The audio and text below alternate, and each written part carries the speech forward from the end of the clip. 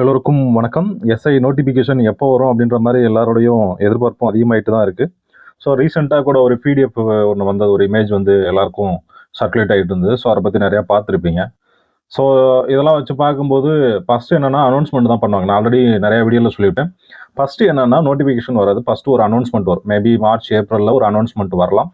அந்த அனௌன்ஸ்மெண்ட் வந்ததுக்கப்புறம் மே ஜூனில் call for வரலாம். நோட்டிஃபிகேஷன் வந்து அதுக்கப்புறம் ரிலீஸ் பண்ணலாம். பிஃபோர் தட் அதுக்கு முன்னாடி வருமா அப்படின்றது டவுட்டு தான். ஸோ மினிமம் நமக்கு வந்து மே ஜூன் ஆச்சும் ஆயிரும். நமக்கு நோட்டிஃபிகேஷன் வரதுக்கு மே ஜூன் ஆயிரும். ஸோ 2023 என்ன நடந்ததோ ஸோ அதே தான் 2025 நடக்கும் அப்படின்றது என்னோட எதிர்பார்ப்பு. ஸோ அந்த மாதிரி தான் இருக்கும். ஸோ உங்களோட ப்ரிப்பரேஷனை வந்து கொஞ்சம் ஹெவியாக ஸ்டார்ட் பண்ணுங்கள். மறுபடியும் ஸ்லோ பண்ணிடாதீங்க. ஸோ ஆல்ரெடி நம்ம ஒரு 11 பேஜ் முடிச்சிருக்கோம். எல்லா ஸ்டூடெண்ட்ஸுமே டெஸ்ட்டு மோஸ்ட்லி கம்ப்ளீட் பண்ணிட்டீங்க. ஸோ கம்ப்ளீட் பண்ணவங்க திரும்ப ரிவிஷன் பண்ணிகிட்டே இருங்க. நம்ம அடுத்தடுத்து போகிற கொஷின்ஸ் எல்லாமே உங்களுக்கு ஃப்ரீயாக கொடுப்போம்னு சொல்லியிருந்தோம். ஸோ அதே தான் இப்போ வரைக்கும் ஃபாலோ பண்ணிட்டு இருக்கோம். ஸோ அடுத்து டைம் கிடைக்கும் போது திரும்ப என்ன பண்ணுவோம் அப்படின்னா ரெகுலராக ரிவிஷன் டெஸ்ட் மாதிரி ஏதாச்சும் ஷெடியூல் போடுவோம். ஸோ அது கொஞ்சம் பிளான் பண்ணிட்டு இருக்கோம். பிஃபோர் அந்த நோட்டிஃபிகேஷன் வந்துச்சுன்னா கரெக்டாக இருக்குன்றக்காக வெயிட் பண்ணிகிட்டே இருக்கோம். இல்லை நோட்டிஃபிகேஷன் வந்து கரெக்டாக எப்போ வரும்னு ஒரு டீட்டெயில் தெரிஞ்சது அப்படின்னா அதுக்கப்புறம் கூட நம்ம அந்த ப்ரிப்பரேஷனை ஸ்டார்ட் பண்ணிடுவோம். அந்த டெஸ்ட்டை வந்து நம்ம ஸ்டார்ட் பண்ணிடுவோம். ஸோ இப்போ நம்ம என்ன பண்ணியிருக்கோம் அப்படின்னா டெஸ்ட் பேட்ச் கன்வர்ட் ஸ்கோரில் டெஸ்ட் பேட்ச் 12 ஸ்டார்ட் ஆகுது. என்னைக்கு அப்படின்னா பிப்ரவரி 19 ஸ்டார்ட் ஆகுது. ஸோ இதுக்கான ஃபீஸ் வந்து 999 தான். ஸோ அவங்க ஆல்ரெடிக்கும் தெரியும் நமக்கு. கன்வர்ட் ஸ்கோடாக இருக்கட்டும், கன்வர்ட் ஸ்கோட் 2.0 இருக்கட்டும், எல்லா டெஸ்ட்டுக்குமே நம்ம ஃபீஸ் வைக்கிறது ஃபில்லோ 1000 தான் வைப்போம். 999 தான் வச்சிருக்கோம். ஸோ அதை தாண்டி வைக்கிறது இல்லை மேக்ஸிமம். ஸோ ஸ்டூடெண்ட்ஸோட அது என்னது அவங்க கேட்கறதுனால தான் நம்ம இந்த அமௌண்ட் வைக்கிறோம். ஸோ இதுக்கு மேலே நமக்கு வந்து அமௌண்ட் ஒன்றும் பெருசாக ஒன்றும் அமௌண்ட் ஒரு விஷயமே கிடையாது. அதுதான் எல்லாத்தையும் சொல்கிறது விஷயம் என்ன அப்படின்னா அமௌண்ட்டு நமக்கு ஒரு விஷயமே கிடையாது. ஓகே, இந்த ஷெடியூல் எப்படி போட்டிருப்போம் அப்படின்னு நிறைய டைம் போட்டிருப்போம். ஸோ அந்த வீடியோ வந்து நீங்கள் நிறைய டைம் பார்த்துருந்தீங்க அப்படின்னா ஸ்கிப் பண்ணிட்டு நீங்கள் வந்து அடுத்த வீடியோ வந்து பார்த்துக்கலாம். ஸோ நம்மளோட மாடல் கொஸ்டின்ஸ் எல்லாமே நிறையா நம்ம சேனலில் போட்டிருக்கோம். ஸோ மாடல் கொஸ்டின் வந்து நீங்கள் நிறைய பார்த்துக்கலாம்.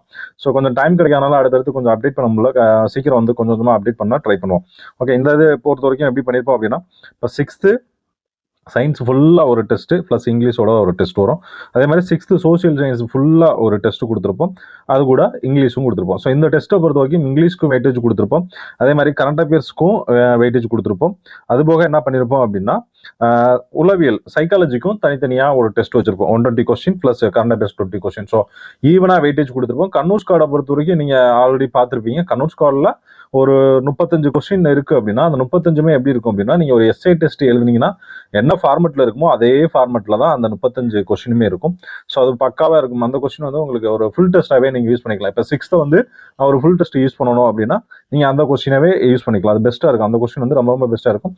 இது வந்து நீங்கள் ஜிகே எல்லாத்தையுமே ஒவ்வொன்றா நான் ஸ்ட்ராங் பண்ணணும் அப்படின்னு யூஸ் பண்ணுறீங்க அப்படின்னா இந்த கொஸ்டின் உங்களுக்கு ரொம்ப ஈஸியாக இருக்கும். ஓகே, சயின்ஸை பொறுத்த வரைக்கும் அதே தான். சயின்ஸ் ஃபுல்லாக ஒரு டெஸ்ட்டு, அது கூட ஆக்டிவ் வாய்ஸ். அதே மாதிரி 7ஆம் வகுப்பு சோசியல் சயின்ஸ் ஃபுல்லாக ஒரு டெஸ்ட்டு, அது கூட பேசிவ் வாய்ஸ்.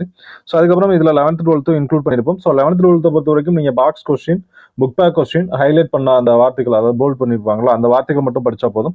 அடிஷனல் எதுவும் ட்ரை பண்ணணும்னு அவசியம் கிடையாது. நீங்கள் 10th வரைக்கும் நல்லா ஸ்ட்ராங்காக படிச்சிங்கனாலே போதும். ஸோ அந்த 11th 12 எதுக்கு கொடுத்துருக்கோம் அப்படின்னா சப்போஸ் அதையும் தாண்டி கொஞ்சம் கொஸ்டின் வருதுல்ல அதுக்காக கொடுத்துருக்கோம். ஸோ அது வந்து கொஞ்சம் முக்கியமானதாக மட்டும் செலக்ட் பண்ணி கொடுத்துருக்கோம். ஸோ அது கூட என்ன பண்ணுவோம், தமிழ் வந்து இது கூட உங்களுக்கு என்னது தமிழ் எலிஜிபிலிட்டி டெஸ்ட் கொஸ்டின் இது கூட வந்துடும். ஸோ அதே மாதிரி சைக்காலஜி அடுத்த ஒரு டெஸ்ட், அதுக்குள்ள கரண்ட் அஃபேர்ஸ் வந்துடும். ஸோ அடுத்து 8th பொறுத்த வரைக்கும் பிசிக்ஸ் கெமிஸ்ட்ரி மட்டும் ஒரு டெஸ்ட் கொடுத்துருப்போம். பயாலஜி மட்டும் ஒரு டெஸ்ட் கொடுத்துருப்போம்.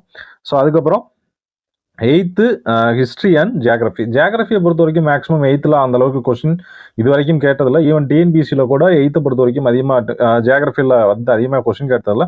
நம்ம 8th வந்து ஜியாகிரபி இன்க்ளூட் பண்ணுங்க. பட் ஹிஸ்ட்ரி அப்படின்றது ரொம்ப முக்கியம். 8th ஹிஸ்ட்ரி அப்படின்றது இருக்கிறதுல ரொம்ப முக்கியம். ஈவன் நீங்கள் குரூப் 1 ப்ரிப்பேர் பண்ணால் கூட குரூப் 1 மெயின்ஸுக்குள்ள போர்ஷன் எங்கே இருக்கும் அப்படின்னா இந்த 8th புக்கில் தான் இருக்கும். ஸோ அதனால வந்து 8th ஹிஸ்ட்ரி அப்படின்றது ரொம்ப முக்கியமானது. ஸோ அதுக்கப்புறம் வந்து சிவிக்ஸும் எக்கனாமிக்ஸும், அதுக்கப்புறம் 11th, அதுக்கப்புறம் அதே தான் சேம் சைக்காலஜி. ஸோ 9th இதே மாதிரி தான் பிளான் பண்ணியிருப்போம்.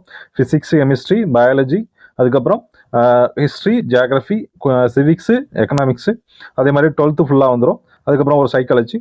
ஸோ அதுக்கப்புறம் 10th பொறுத்த வரைக்கும் இண்டிவிஜுவலாக கொடுத்துருப்போம். ஃபிசிக்ஸ் தனியாக, கெமிஸ்ட்ரி தனியாக கொடுத்துருப்போம், பயாலஜி தனியாக கொடுத்துருப்போம், சைக்காலஜி ஒரு டெஸ்ட், அதுக்கப்புறம் 10th history, geography, civics, economics. 10th பொறுத்த வரைக்கும் நம்ம வந்து எல்லாமே வெயிட்டேஜ் கொடுத்துருப்போம். மேக்ஸிமம் 10th இருந்து மட்டும் 25 30 கொஸ்டின் கவர் ஆயிரும். நான் சொல்றது சயின்ஸ் அண்ட் ஹிஸ்ட்ரி எல்லாமே சேர்த்து சொல்றேன்.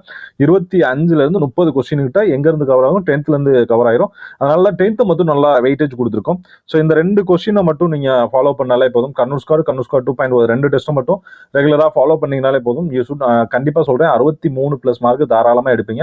63லேருந்து 65 மார்க்குங்க குறையவே குறையாது. இந்த டெஸ்ட்டை மட்டும் கரெக்டாக ஃபாலோ பண்ணி இதில் உள்ள கொஸ்டின்ஸ் எல்லாமே மனப்பாடம் பண்ணீங்க அப்படின்னா ஈஸியாக வந்து எஸ்ஏ எக்ஸாமில் ஒரு 63லேருந்து 65 மார்க் ஈஸியாக எடுத்துடலாம். கஷ்டமே தேவையில்ல.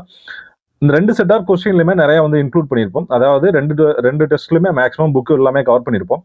ஸோ நம்ம புக்கில் உள்ளதை கவர் பண்ணியிருக்க நம்ம கேட்ட கொஸ்டின் தான் வரும் அப்படின்னு நான் சொல்லவே மாட்டேன். நான் கொடுக்குற கொஸ்டின் அப்படியே வருமானு சொல்ல மாட்டேன். ஆனால் நான் கொடுக்குற கொஸ்டினை நீங்கள் படிச்சீங்கன்னா நீங்கள் தெரியாத கொஸ்டினுக்கு ஆன்சர் பண்ண முடியும். என்ன எப்படின்னு சொல்கிறேன். இப்போ நம்ம எப்படி கொஸ்டின் எடுத்துட்டு போவோம்னா மேக்ஸிமம் எல்லாமே கவர் பண்ணியிருப்போம். ஸோ ஒரு சில விஷயங்கள் வந்து கவர் பண்ணாமல் விட்டுருப்போம். ஸோ கவர் பண்ண விஷயங்களில் நீங்கள் ஸ்ட்ராங்காக இருந்தீங்க அப்படின்னா கவர் பண்ணாத கொஸ்டினை உங்களால் ஆன்சர் பண்ண முடியும்.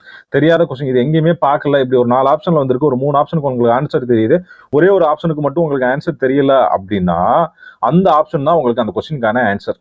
2022 நடந்த எக்ஸாம்பிள் நமக்கு தெரிஞ்ச பசங்க 2 பேர் இதே மாதிரி ஒரு கொஸ்டினுக்கு ஆன்சர் பண்ணியிருக்காங்க. அந்த நோபல் பிரைஸ் பெற்ற பொருளாதாரத்தில் நோபல் பரிசு பெற்றவங்க யாரு அப்படின்னு சொல்லிட்டு ஒரு கொஸ்டின் இருந்தது.